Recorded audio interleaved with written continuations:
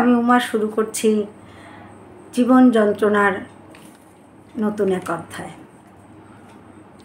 কর্তৃপক্ষের নিষেধাজ্ঞা না মেনে খেলাধুলার পরে ঝিলে স্নান করতে নেমে তলিয়ে গেল 14 বছরের কিশোর।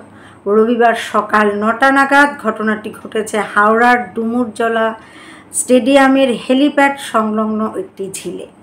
খবর পেয়ে বিপর্যয় মোকাবিলা বাহিনীর সদস্যরা এসে ওই কিশোরকে উদ্ধার করে হাওড়া জেলা হাসপাতালে নিয়ে গেলে চিকিৎসকেরা তাকে মৃত বলে ঘোষণা করেন। পুলিশ জানিয়েছে মৃতের নাম অভিজিৎ শর্মা। তার বাড়ি ব্যাটরার কদমতলা এলাকায়। ওই কিশোর সাঁতার জানত না।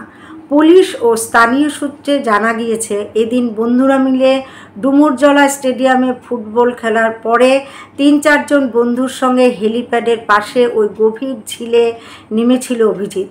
কিছুক্ষণ পরে বন্ধুরা যখন দেখে অভিজিৎ জলে ডুব দিয়ে আর উঠছে না, তখন তারা চিৎকার শুরু করে। তাদের চিৎকার শুনে ছুটে আসেন আশেপাশের লোকজন। ছুটে আসেন ডুমুরজলা রিং রোডে কর্তব্যরত চ্যাটার্জি হাট থানার পুলিশ কর্মীরা। তারাই বিপর্যয় মোকাবিলা বাহিনীকে খবর দেন। সেখান থেকে ডুবুরি এসে ওই কিশোরকে উদ্ধার করে হাওড়া জেলা হাসপাতালে নিয়ে যান। সেখানে তাকে মৃত বলে ঘোষণা করা হয়। কিশোরের দেহ ময়নাতদন্তে পাঠানো হয়েছে।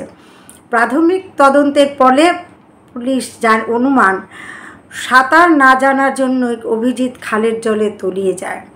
মিঠুন অধিকারী নামে ডুমুরজলা স্টেডিয়ামের এক নিরাপত্তারক্ষী বলেন, ছেলেগুলো মাঠে খেলছিল, খেলার পর ওই ঝিলে নামতে যায়।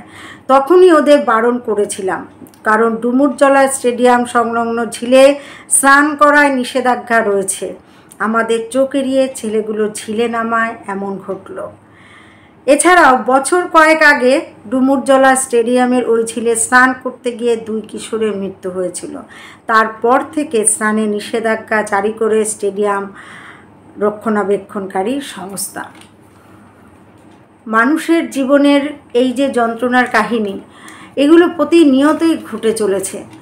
এই বিপদ হয়তো এড়ানো যেত যদি অভিজিৎ শর্মা কথা শুনত, যদি সে সাঁতার না জানা সত্ত্বেও জলে না নামতো, তাহলে আজ এই বিপদ আসতো না। আর একটা প্রাণ চলে যাওয়া মানেই তার পাশাপাশি তার পরিবারের কিন্তু অনেকটাই বড় ক্ষতি হয়ে যায়। কারণ তার মা বাবা সবাই কিন্তু ভেঙে পড়ে, তাদের উঠে দাঁড়ানোর ক্ষমতাও কিন্তু কমে যায়। কারণ সন্তান হারিয়ে কোনো মা বাবাই কিন্তু সুস্থ থাকতে পারে না, ভালো থাকতে পারে না। যাই হোক বন্ধুরা, সবাই কিন্তু সাবধানে থাকবেন, সাবধানে পথ চলবেন। যারা উঠতি বয়সী ছেলেপেলেরা তারা অবশ্যই কথা শুনে চলবে। আর যেই কাজটা করতে পারো না, করতে পারো, তাতে কি, সেই কাজটা কখনোই করতে যেও না। এত বড় দুর্ঘটনা ঘটে গেলে তো নিজের যেমন ক্ষতি হয় তেমনই ক্ষতি হয় তার পরিবারের।